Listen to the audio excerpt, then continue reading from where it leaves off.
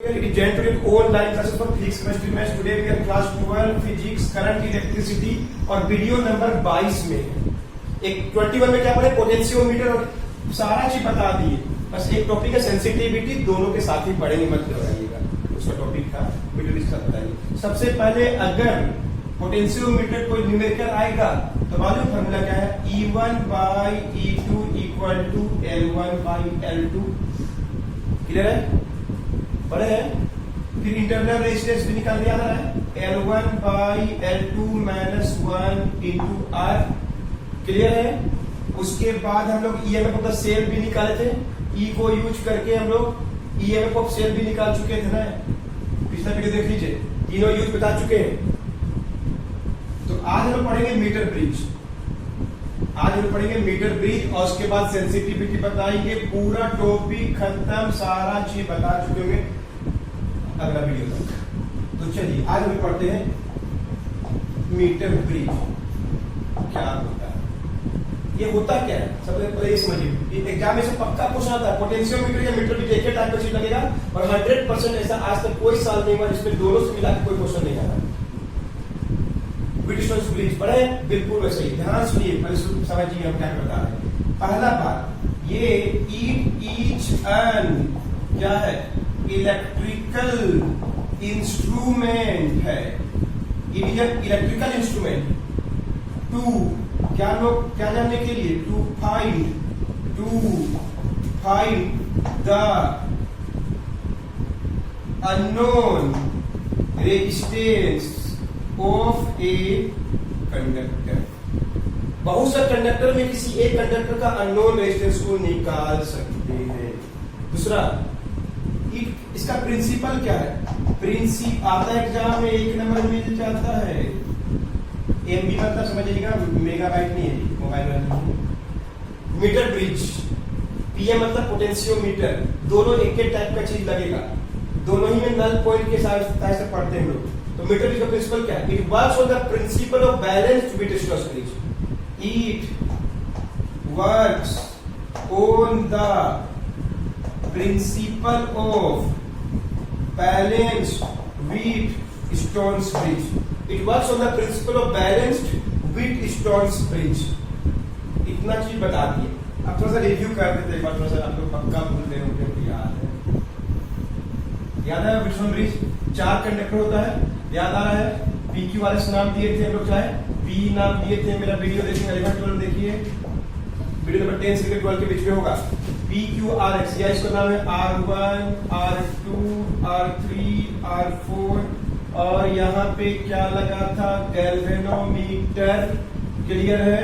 इसका नाम B दे दो, A दे दो, C दे दो, D दे दो। पहला बात क्या था, बैलेंस व्हीटस्टोन ब्रिज था। दूसरा बात, नो करंट थ्रू गैल्वेनोमीटर, मतलब potential difference of B is equal to potential difference of D। B और D का सेम था, B और D का पोटेंशियल, यहाँ का जितना पोटेंशियल यहाँ का पोटेंशियल सेम है, तो बैलेंस होता है।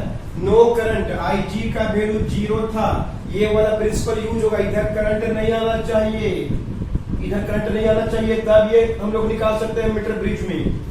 तो यहाँ का रेजिस्टेंस R1 था, R2 था, R3 था, R4 था या PQRS था, क्या लिखे थे हम लोग, ये वाला भी यूज होगा। यहाँ पे करंट कब नहीं जाएगा, जब यहाँ का पोटेंशियल और यहाँ का पोटेंशियल सेम होगा। यहाँ का पोटेंशियल और यहाँ का पोटेंशियल अगर सेम होगा, then there will be no current through the galvanometer. Understood? तो बैलेंस्ड व्हीटस्टोन ब्रिज में काम करता है, पहला बात। और no current through galvanometer, clear है। पोटेंशियल डिफरेंस ऑफ B, मतलब V at B is equal to V at D। No potential difference, no current, then the galvanometer said to be balanced state. Clear है? इसके बारे में चर्चा करेंगे, आपको पूरा समझाएंगे, समझ में आएगा। तो स्टार्ट करते लोग मीटर ब्रिज पर, इस बात को लीजिए। सुना तो कैसे कंस्ट्रक्शन होगा, कैसे वर्किंग होगा और कैसे अननोन रेजिस्टेंस निकालेंगे, सब बताएंगे जब अच्छा से। कंस्ट्रक्शन क्या होता है, सबसे पहले तो नाम में आंसर है, 1 मीटर वायर लेना। AB is a 1 metre wire और उसके नीचे में एक स्केल रख दीजिए, 1 मीटर का स्केल रख दीजिए। नहीं, ये 1 मीटर वायर को डार्क कर दे रहे हैं। 1 मीटर वायर ले लीजिए,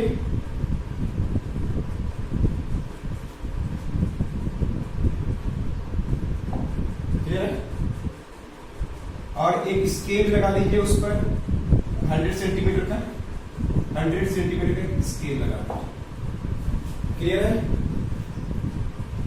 अब हम लोग क्या करते हैं, यहां पे कॉपर वायर का एक सीट लगा दी, कॉपर का सीट, ऐसे कुछ भी शेप में कॉपर सीट लगा दी, क्लियर है?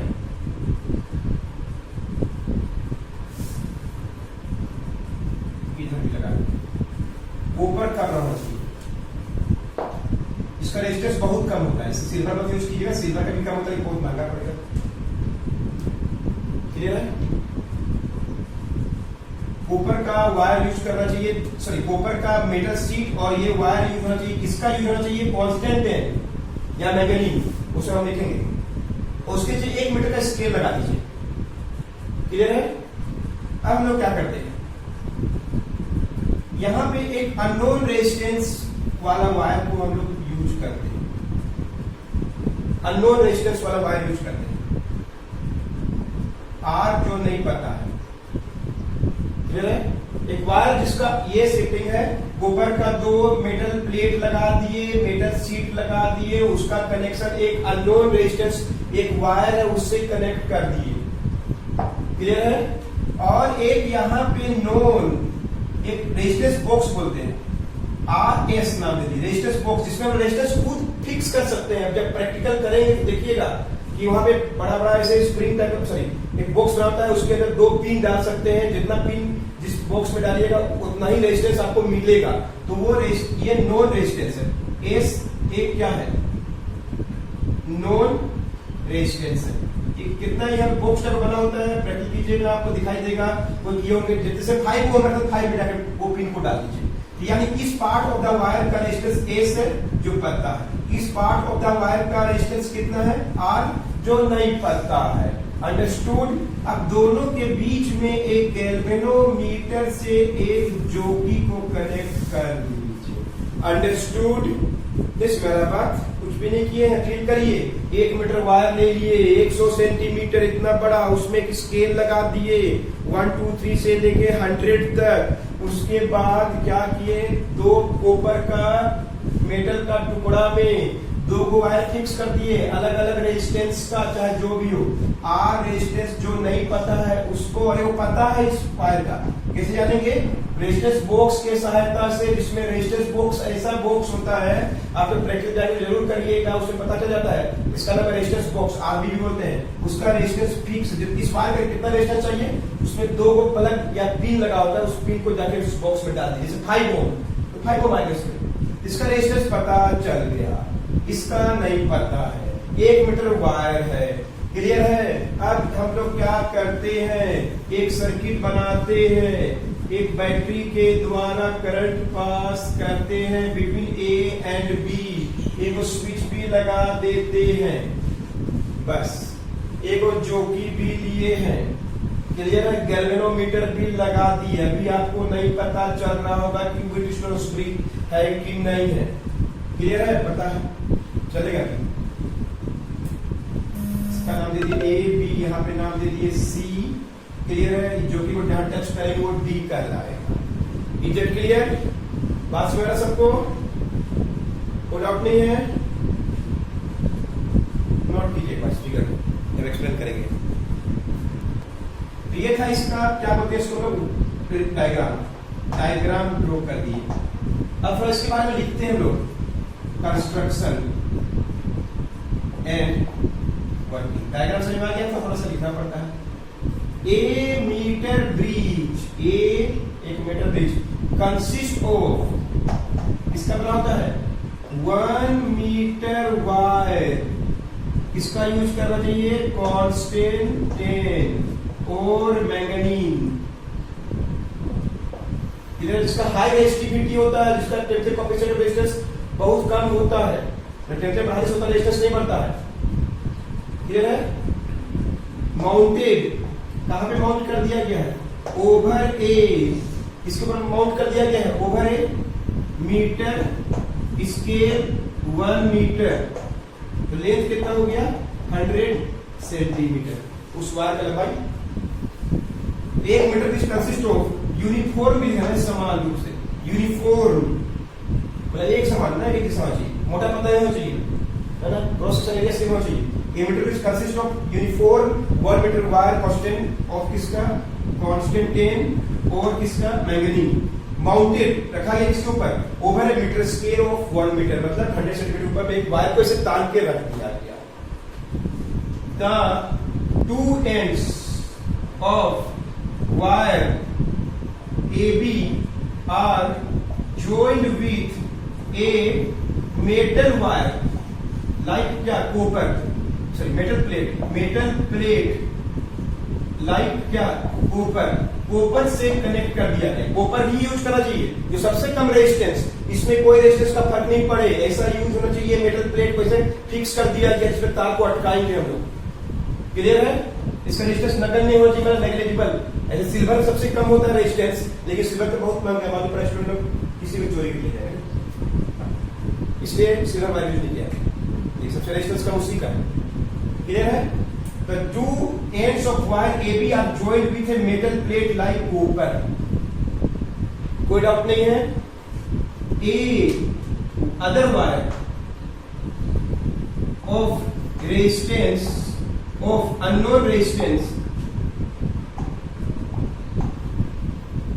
are each joined with a resistance box S between two plates।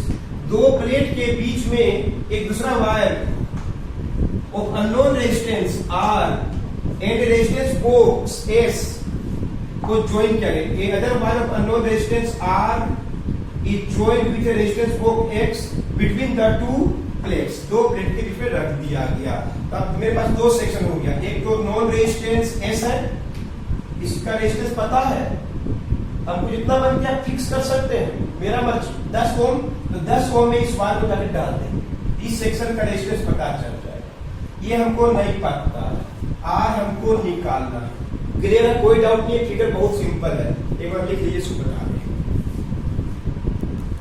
अब क्या करेंगे? इतना तो क्लियर हो गया। अब हमें बताना चाहिए कि एक गैल्वेनोमीटर विथ ए जो कि is joined between R and S, R और S के बीच में गैल्वेनोमीटर और एक जोकी को लगा दिया गया, J और देख रहे हैं जनरेटर और J को लगा दिया गया। And the circuit is completed by joining a cell. एक सेल को ज्वाइन करके सर्किट कंप्लीट कर दिया गया, भी नाम का सेल को ज्वाइन कर दिया। कोई काम का नहीं बता, करंट आएगा ना, बात पता चलेगा मेरे को। क्लियर है? ये क्या है?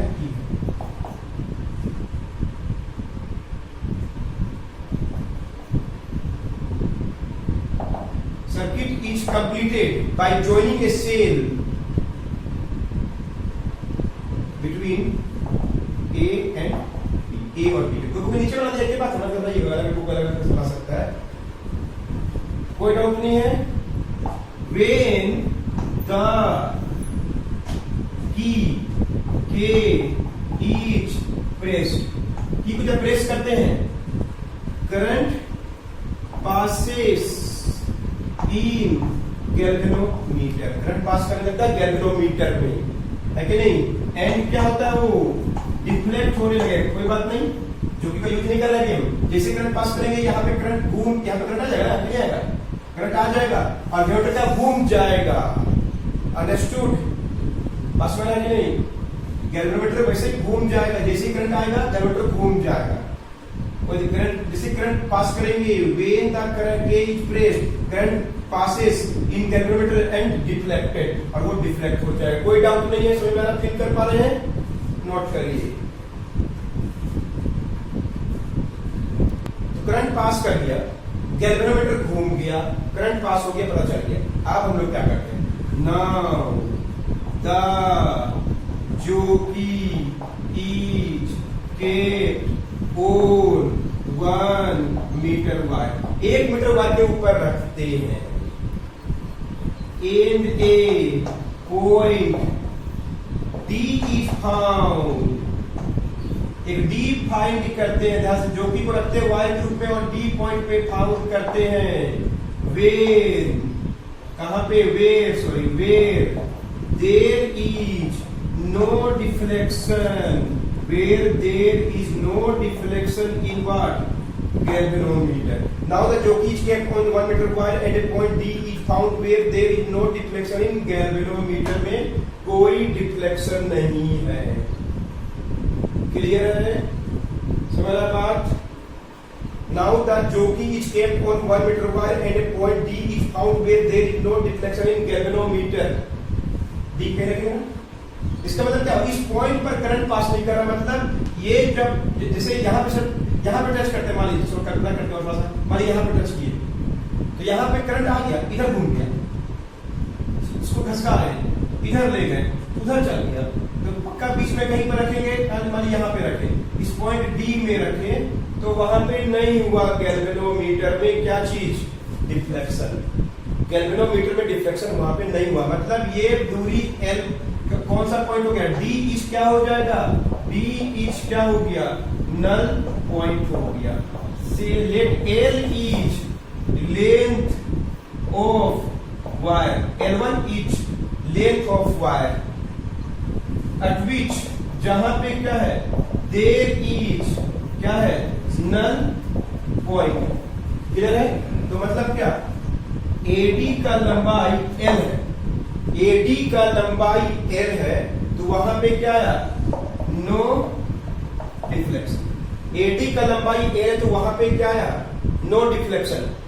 क्लियर है, तो बीडी का लंबाई क्या होगा, उधर से 100 माइनस एल हो कि नहीं होगा, 100 माइनस एल हो कि नहीं होगा, ये लंबाई 100 माइनस एल होगा, ये लंबाई एल है, तो ये कितना होगा, क्यों 100 सेंटीमीटर से होता है 100 में, तो ये लंबाई एल है, तो ये क्या 100 माइनस एल, यहाँ एल लंबाई में ये जोकी को टच किया ना, तो इधर अब करंट नहीं पास कर रहा है, यानी इसका potential of C equal to potential of क्या होगा, डी हो गया। पोटेंशियल, इस पॉइंट का पोटेंशियल और इस पॉइंट का पोटेंशियल सेम हो गया, इसलिए करंट नहीं आया। तो इतना दूर में रखने से, डी पॉइंट पे रखने से जोकी को यहाँ से यहाँ का लंबाई इतना ही, इसी पॉइंट पर अगर रखेंगे तभी नहीं आ रहा है इस वायर के लिए। अंडरस्टूड? तो बस हमको एल कैलकुलेट करना था, बताएंगे आगे कैलकुलेशन, कोई डाउट नहीं है, समझ आ गया? फिर से हम कर दे रहे। It consist of a 1 metre wire kept over a scale, है ना, 1 मीटर वायर को 100 सेंटीमीटर के ऊपर रख दिए। अब दोनों एंड में 2 मेटल का ऊपर वायर को फिक्स कर दिए, जिससे हम लोग तार को तानेंगे। एक में पी आर लगा दिए और एक में एस लगा दिए। क्लियर है? बीच में क्या लगा दिए, गैल्वेनोमीटर विद जोकी। तो इस 1 मीटर वायर को टच करेंगे, वहां पे ऐसा पॉइंट पर टच करेंगे जब करंट पास कर रहा होगा, तो जहां पे गैल्वेनोमीटर सीधा हो जाए, मतलब गैल्वेनोमीटर ऐसा हो जाता है ना, तो क्या बोलते हैं, नल पॉइंट बोलते हैं उस पॉइंट पर वायर का जहां पे करंट पास नहीं कर रहा, टच कर, मतलब ये अब ये बैलेंस हो गया। अब हमारे पास 4 टुकड़ा हो गया, देखिए इधर का, इधर का, अब ये 4 तरह का वायर, बीच में क्या हो गया, गैल्वेनोमीटर, और बीच में क्या हो गया, गैल्वेनोमीटर। जितना करंट इसमें उतना ही करंट इसमें, जितना करंट इसमें उतना ही करंट इसमें है, दोनों का पोटेंशियल डिफरेंस सेम हो गया। अब इससे हम लोग कैलकुलेशन करेंगे, नोट करेंगे। कैलकुलेशन कैसे करेंगे, क्या प्रिंसिपल व्हीटस्टोन ब्रिज में काम करता है बताइए। अभी ये व्हीटस्टोन ब्रिज बन गया है, क्लियर है, व्हीटस्टोन ब्रिज बन गया है। ये वाला उधर वाला, ये वाला बीच में गैल्वेनोमीटर है, लेकिन करंट भी पास नहीं कर रहा है, गैल्वेनोमीटर बन गया। तो अब हम लोग इसको फिगर को पहले तो थोड़ा चेंज कर लेते हैं, अपना जैसा बना देते हैं, जैसा पढ़ाया आपको वीडियो में, देखिए किरचॉफ लॉ में वैसा बना देते हैं। देखिए ये वाला अगर आर है, इसको पी भी बोलते थे, तो ये वाला का नहीं पता, देखते हैं क्या होगा, ठीक है ना। इसका लंबाई कितना है, एल, लंबाई पता है, इसका रेजिस्टेंस पता चल जाएगा हमको। इसका नाम क्या होगा, अपने मन से कर, ये ए है, तो ये इसका नाम हो गया सी, इसका नाम हो गया डी, और इसका नाम हो गया बी। ये पता है कि ये एस, और ये इसका लंबाई क्या होगा, 100 माइनस एल। क्लियर है? और बीच में क्या लगा हुआ है, गैल्वेनोमीटर इसका रेजिस्टेंस और इसका रेजिस्टेंस सेम होगा कि नहीं, तब है ना करंट तब पास करता when there is potential difference across the conductor. यहाँ पे करंट पास नहीं किया, दोनों पोटेंशियल सेम है कि नहीं। अब देखिए कैलकुलेशन समझ क्लियर है। एल ईच क्या है, लेंथ ऑफ वायर, ठीक है, कौन सा कांस्टेंट है, इस बात के बारे में बात करें। एल लंबाई है, स्मॉल आर को बोलते हैं length, sorry resistance per unit length, मतलब पर सेंटीमीटर, ओम पर सेंटीमीटर, मतलब स्मॉल आर को मान लीजिए तो यूनिफॉर्म है, मालूम है 1 मीटर लंबा है तो कितना रेजिस्टेंस होगा। तो हम क्या बोलते हैं, स्मॉल आर क्या है, स्मॉल आर क्या है, resistance per unit length, clear है।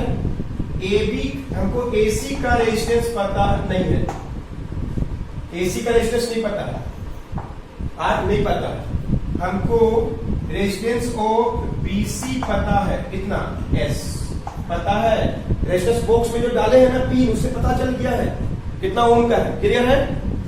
अब बताइए, देखते हैं आपका बुद्धि है कि नहीं। R ऑफ, क्या R ऑफ AD का रेजिस्टेंस पता है आपको, R of resistance of AD पता है, नहीं पता है। स्मॉल r 1 मीटर में 1 मीटर लंबाई का रेजिस्टेंस पता है, 1 सेंटीमीटर का पता है, तो बताइए तो रेजिस्टेंस ऑफ CD कितना होगा।